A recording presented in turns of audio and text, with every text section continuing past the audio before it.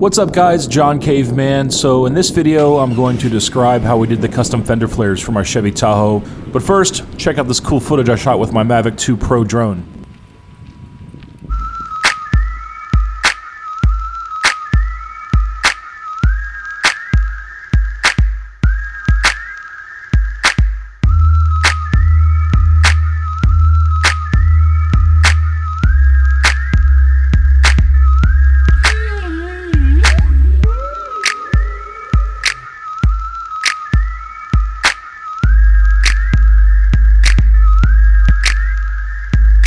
So last year I was in Iceland, and over there they have some sick, humongous SUVs. These things are killer. They've got gigantic tires and huge fender flares. So I just thought those looked awesome, and I was totally inspired. When I got back, I started thinking of different things I can do to the Tahoe, and that's what led me to these flares.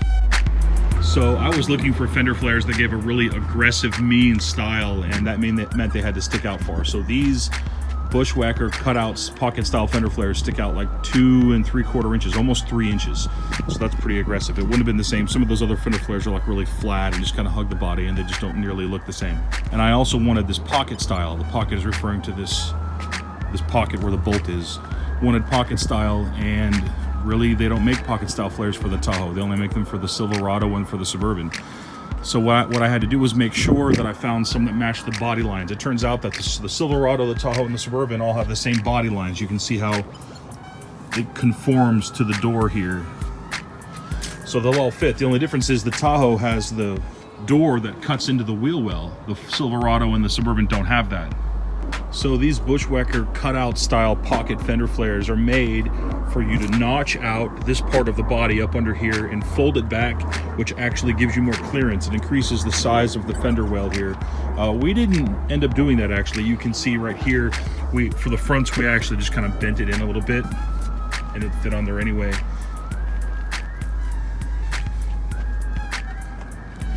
Now for the rear, this is where we had to cut the flare, right?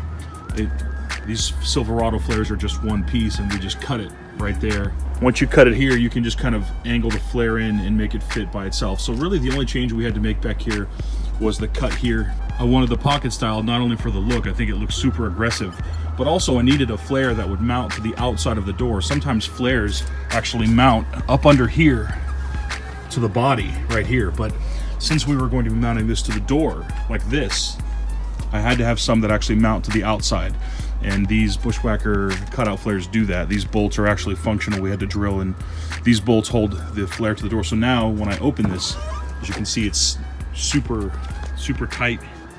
It's not going anywhere. And there you go. Of course, that's the door, and that's the flare. That's where we filled it in with plastic weld. You can see the screw coming through here.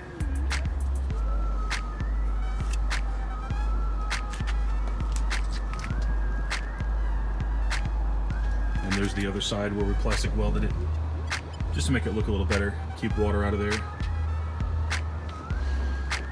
We also cut off the bottom of the flare here. You see I've got these amp research retractable side steps. The flare itself came down to like here, but it was in the way of this, so we just basically sawed that off, and we decided to leave that uncovered so that any water that got up in the flare can just drain right out. I don't think it looks bad. It's dirty as hell right now, but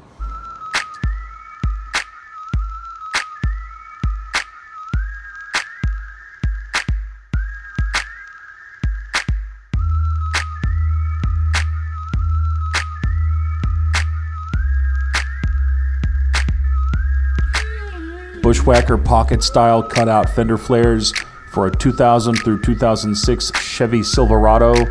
Get some, chop them in half, bolt them on. I know you can get them on both carid.com and also Amazon, but just a heads up, they're pretty pricey, and they're sold in pairs. You have to buy the front and the rear separately.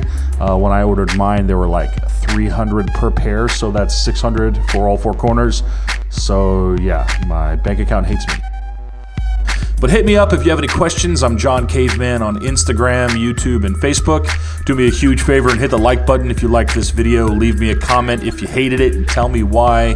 I've got a bunch of new videos coming up, and I'm going to be shooting as much as possible with the Mavic 2 Pro. Also, I got an Insta360 1X 360-degree camera, and I'll have a lot of really rad content coming up soon, so subscribe if you haven't already. And thank you so very much for watching. See you guys.